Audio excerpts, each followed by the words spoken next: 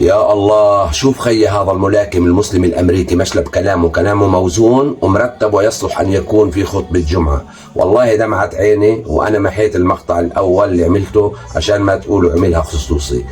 بقول لك، بتعرف متى أصبحت رجلا؟ لم يكن ذلك من أول لكمة لي، ولم يكن عندما خسرت قتالي الأول، بل أصبحت رجلا قويا عندما سجدت لله رب العالمين لأول مرة في حياتي وقلت فيها الله أكبر الله أكبر. Allah, no sabr and no soul. You want to know when I became a man? It wasn't when I threw my first punch, and it wasn't when I lost my first fight.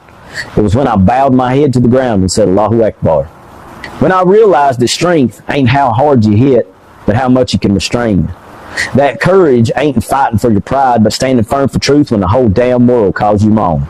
Islam didn't make me soft, it made me steel. It gave me a backbone forged in revelation, not rebellion.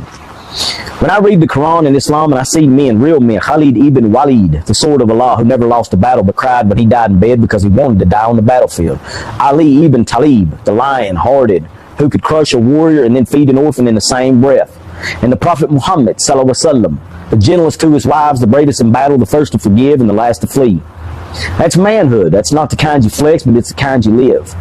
But look around. The world sold you counterfeit courage, porn instead of purity, rage instead of righteousness, and luxury instead of legacy. They told you that masculinity was toxic, and you believed them. So you traded it for weakness in a three-piece suit, for validation from strangers, and for followers instead of family. No.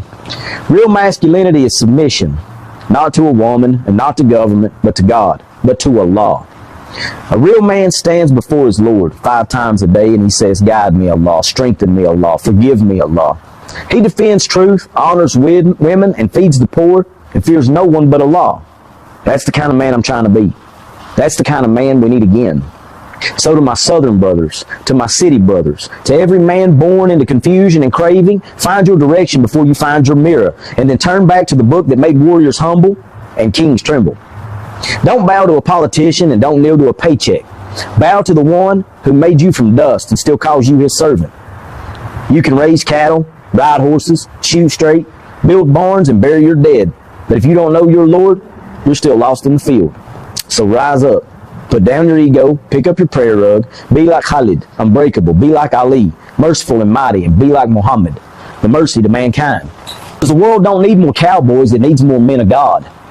And if the South still got any fire left in its bones, let it burn for truth and let it burn for Islam.